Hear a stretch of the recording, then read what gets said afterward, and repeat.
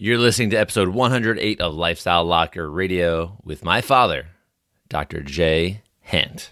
That we carry a lot of limiting beliefs with us that we've had since childhood, growing up, and usually those beliefs come from our parents, our teachers, our preachers, media, TV, and a lot of those beliefs are not very resourceful in our life. Hi, I'm Dr. DrHandt, and welcome to Lifestyle Locker Radio, where we help you create an awesome life and lifestyle.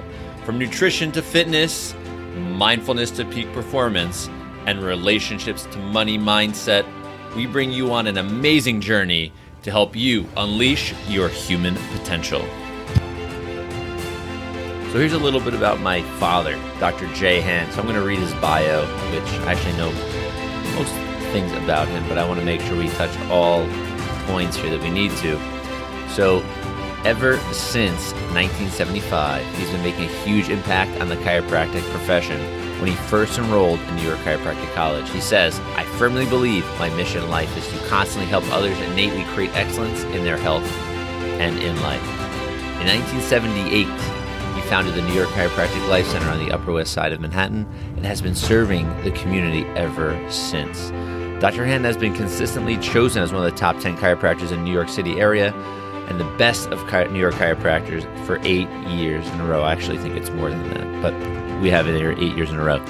He has been honored as a top chiropractor in America. He has 2 children. Well, actually has 3 children, but 2 of us have become chiropractors, myself and my sister, Morgan. In our practice, when we were all practicing together, we gave a new meaning to a family practice, right? We were a family that takes care of families. I have another brother. He's got another son, Ryan, who's a professional and accomplished photographer, and he's got some really, really cool stuff in his life. He works with Life University. He's on the board of trustees since 2008. He is the chairman of the board's international committee, and serves on the development, audit, finance, executive committees.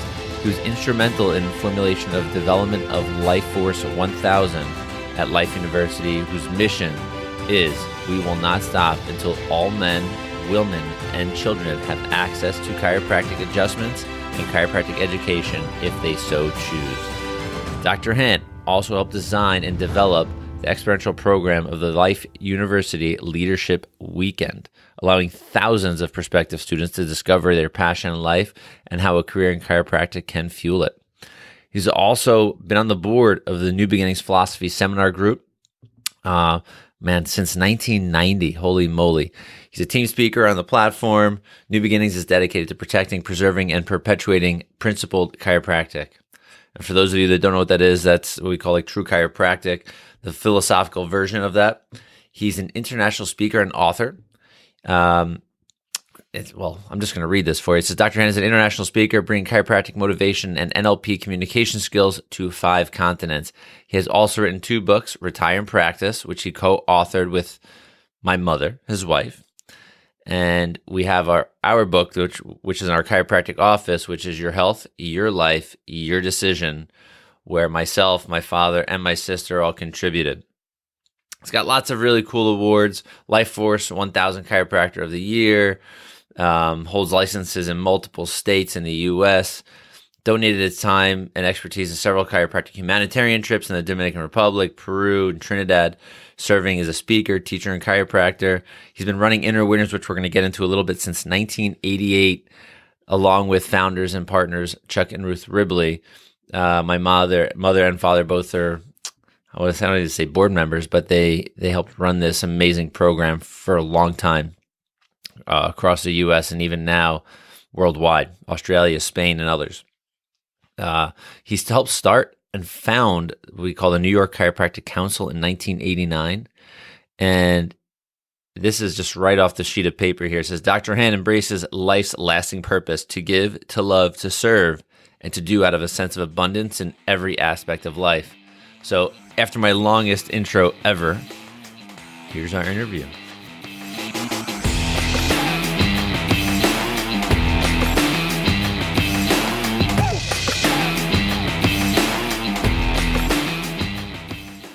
Hey everybody, Dr. Josh here. We have a very special guest today for Lifestyle Locker Radio. The guy standing next to me is my father. That's Dr. DrHandt. And as you heard in his bio, chiropractor, 40 years. He is also on the board of Life University, as you heard that as well, which is pretty neat. He's been doing it for a very long time, making an impact on our profession, but the students as well. And third, he's created a program called, with another friend, called Inner Winners, which we're going to dive into, because I think that's going to have a big difference on how you live your life and what you may actually be doing with your life, because we want you to grow. Remember, it's about unleashing your human potential. So, Dr. Senior DrHandt, welcome. Yeah, welcome. Thank you. All right. So, and this is really cool. I don't have to do this via Skype. I actually have him, a few miles away. So we brought him over so we can eat some dinner, but we can also surprise him and do this recording. So let's hear a little bit of your story. I know everybody's heard my story about chiropractic. What was your story about getting into the actual profession? I think it's pretty neat and pretty funny. Well, basically, I was graduating undergraduate school with a degree in bio and physics. I had no idea what I wanted to be. And had an uncle that was an optometrist, and he said he could get me into optometry school. And my father, who I think was a really brilliant mind, he said, "Why don't you go see your mother's chiropractor? It seems like a pretty interesting profession." So I went to visit him, and I was impressed with him. That was the first time I even knew anything about chiropractic or ever met a chiropractor, actually. And so he said, "So what do you think?" I said, "Well, it sounds like something that's really good. I wanted to be in the health profession. I don't like blood and guts, so this could be really cool." I said, "I'll apply to chiropractic school." And I said, "Whatever school I get accepted to first, because I just applied to optometry school, that's where I'm going to go." Well, he takes an application out of his desk drawer and gives it to me, and I go to walk out of his office. He goes, "No, fill it out here." And I fill out his application, and he goes, "I'll make sure the right people get it." In a couple of days, I get called for an interview, and a couple of days later, I'm accepted to chiropractic school, which I thought was a little interesting, but, I let it go, and I started chiropractic school. And after a few weeks in school and starting to make some friends, we were talking about getting into the school, and people tell me they were interviewed by the president of the school for 2 or 3 hours, and they had to speak to the dean and all these other things, and all I did was speak to the secretary of the president of the school. Long story short, I find out my mother's chiropractor was on the board of trustees of the chiropractic school I went to, and he wanted to make sure I became a chiropractor and not an optometrist. So that's how I got into chiropractic. My first semester in chiropractic school, I fell in love with the profession. I fell in love with the idea of natural health. I fell in love with the idea that the body is a self-healing, self-maintaining, self-motivating organism. And from that point on, it was the best decision I'd ever made. So that's pretty neat. And I think it's funny because I think you've told me, and others have definitely told me, life doesn't happen to you, it happens for you. Definitely. And, 40 years of doing this, not missing a beat, running your own practice with friends first, and then starting with by yourself again. I don't know, how many years did you have a partner in the beginning? Close from 1978 to about 1990. Okay. So that, and then now, we've been I've been in practice for just over 12 years with him, and it's been really cool. And I can tell you, because you've heard some of the other guests we've had on chiropractic on their show, that chiropractic has not changed. I don't know if it ever will change. The philosophy still remains the same. There may be new techniques and new styles to adjusting and taking care of the spine and central nervous system, but since you started, nothing has changed, right? Well, the basic principle of chiropractic and the philosophy has always been the same. And that's basically, your body has a nervous system and a brain, and the brain controls everything that goes on through that nervous system. And if there's an interference to that nervous system, it has to affect the way your body functions. And if your body's not functioning right, it has an overall effect on your health. So as a chiropractor, we know by keeping that nervous system as free of interference as possible, it's going to give our patients and our family the best possible chances of living a healthy and resourceful life. All right. So, and through that process of, of going through school and then actually starting to practice, how far in the game did you get involved with the program of Inner Winners? Inner Winners, I was probably in practice about 10 years before I found Inner Winners. Okay. So 10 years into practice, I'm 10 years old at this point, maybe 8 years old.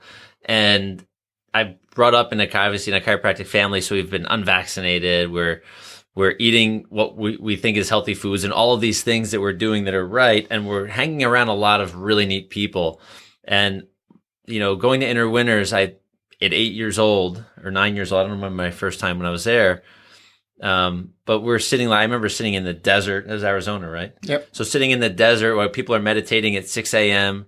and doing this weird stuff and meditations during the day. And then we jump and walk on fire and we do all of these crazy things. And I come back and I get to tell all my friends in like whatever grade that is, I walked on fire, we meditated and there was this stuff. We did all this crazy stuff. And quite interesting that other kids definitely didn't have this type of life experience. True. And so that was my 8-year-old or whatever it was experience. What is Inner Winters though? What is it about? Inner Winters is about bringing people. To me, it's about getting people to step out of their comfort zone. It's about getting them to tap into that innate power that we all have, that little voice inside, and learning to trust it. And sometimes the way you do that, we carry a lot of limiting beliefs with us that we've had since childhood, growing up. And usually those beliefs come from our parents, our teachers, our preachers, media, TV. And a lot of those beliefs are not very resourceful in our life, but they're unconscious and they really affect the way we function as we grow into adulthood. So at Inner Winters, what we work on doing is getting people to shake up some of those limiting beliefs. And one of the most powerful ways to do that in my mind is when we do a fire walk. Why? Because from a very young age, we were taught that fire burns. And after you do a fire walk, you've walked on 1,800 degree coals and you didn't burn. How come? All right. And so that belief about burning is challenged. And then a lot of other beliefs about not being worthy, not being good enough, not being smart enough sort of start to disappear because we say, well, if the belief about walking on fire wasn't right, what other beliefs in my life have held me back that don't serve me anymore? And so we let go of a lot of these beliefs. And we do a lot of different events to get people more in touch with that inner core. And I like to say it's sort of like a transcendence. It's taking you from who you are or who you thought you are and allowing you to become the best expression of life. Like becoming your true authentic self. Definitely your authentic self. So and it's scary. Yeah. So a lot of people are thinking what kind of training you've had for all of this. And the cool thing is your training has come from experiencing things like this in life and reading, I don't know, hundreds, thousands. I have no idea how many books. Yeah. Well, part of my training came from early on doing a lot of NLP and becoming a certified NLP trainer, which is Neurolinguistics program, which really teaches you how to tap into that unconscious mind and change belief systems. I do a lot of reading, and we've done we did some training with experiential people, learning how to set up ropes courses and things. A lot of it's been trial and error over the years. And every time I find something that works, we take it and improve on it. If it doesn't work, we just let it go and move on to the next thing. That's neat. So what I find, I remember growing up and being in school, and we would travel a lot. So I'd miss a lot of school. And I'm just going to jump into experiential training because this is, when we say experiential training, that means you're doing something and get out of an experience, getting something out of it by experiencing something.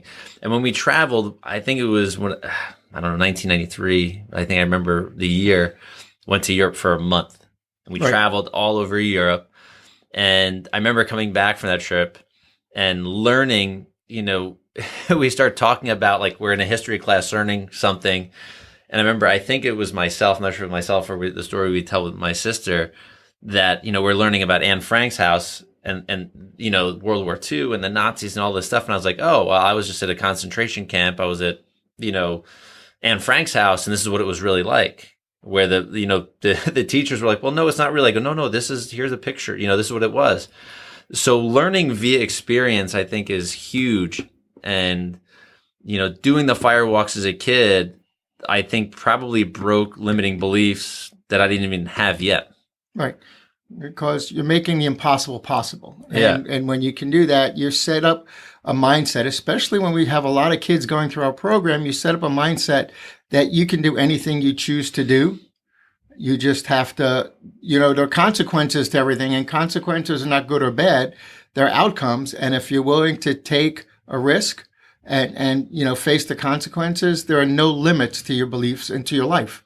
Yeah, that's pretty cool because I think doing stuff like that has made me a better athlete, has made me a better chiropractor, has made me a better person, not only because I was able to walk on fire or, jump off a 40-foot telephone pole with, in a heart, the ropes course and harness type stuff and catch I think it was like a steering wheel that we used at the time. And, having those fears be broken early in life, I think were very powerful because I remember watching people as a kid that were adults that were doing the things that we ended up thinking were fun, were exciting at the time because nobody else was doing this. The adults had so much fear built in, and I guess got to be years and years of just, society and all of these voices like breaking you down. Right. And fear is the number one thing that keeps people from experience the greatest life that they can have. And so what we would provide and what we do provide it in the Winners is there's ways to face your fears. And a lot of fears are emotional. Fears are things that we create about a future that hasn't happened yet. So if you start to understand that, you can accept that you're creating this fear in your head. It's like worry. It's also planning for a future that doesn't exist yet. So if you're going to plan for the future, rather than do it from a fear base, how about a level of excitement? A great friend of mine, Joe Dispenza, says, your destiny is determined by, memories of your past or visions of your future. Most people live their destiny by memories of their past, which is either good or bad. And most people live by bad past memories, and they redo the same stuff over and over again. Well, what would happen if now you had a vision of the future that's rewarding, successful, exciting, adventurous? Now, how would you act today if that's the direction you were going?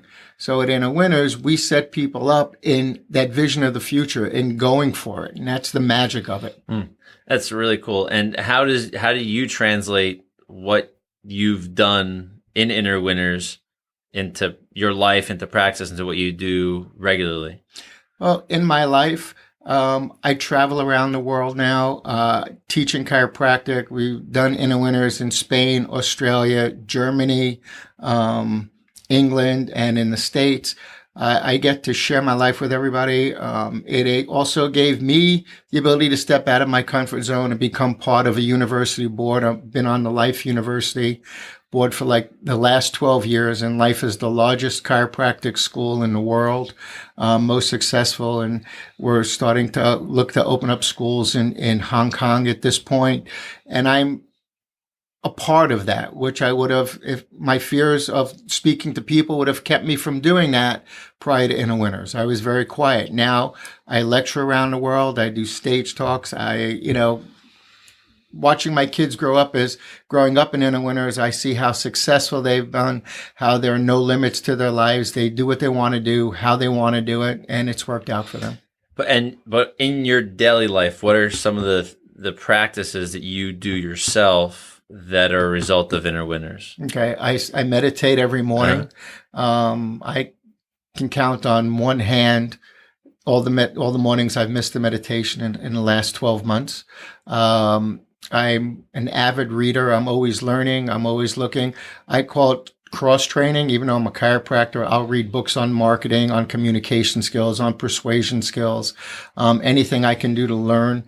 I use my communication skills, and when I give reports of findings or talking to patients, to get into rapport with them, getting in rapport with audiences when I'm doing, presentations. So that's all through my Inner Winners and the growth that I've done. Tony Robbins uses the word Kazan, constant, never-ending improvement. And I never go to sleep as dumb as I woke up. So I'm always looking to learn a little bit every day.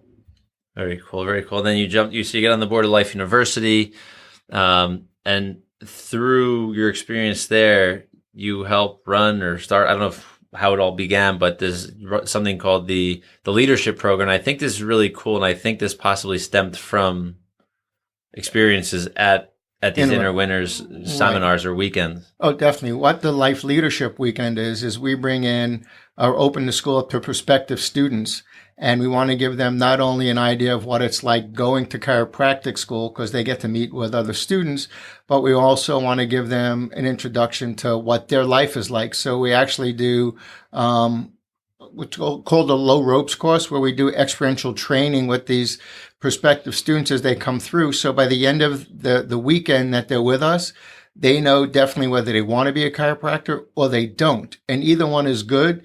And the reason we do that is chiropractic is a very tough, strenuous program, and we only want people that really, really want to be there.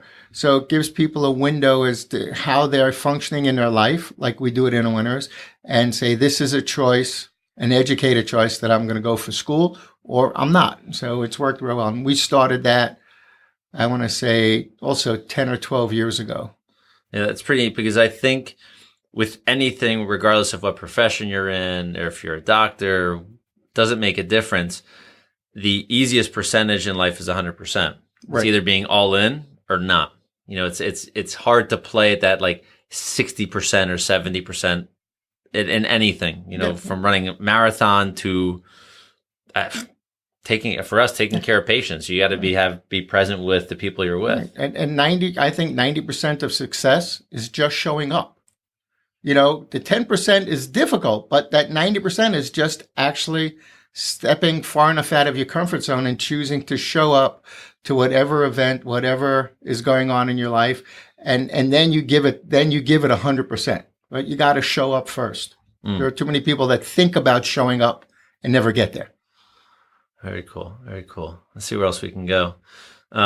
If you could give the audience, 3 things that they could do, maybe even starting tomorrow, or start learning tomorrow, that will help them improve everything in their life, what would it be?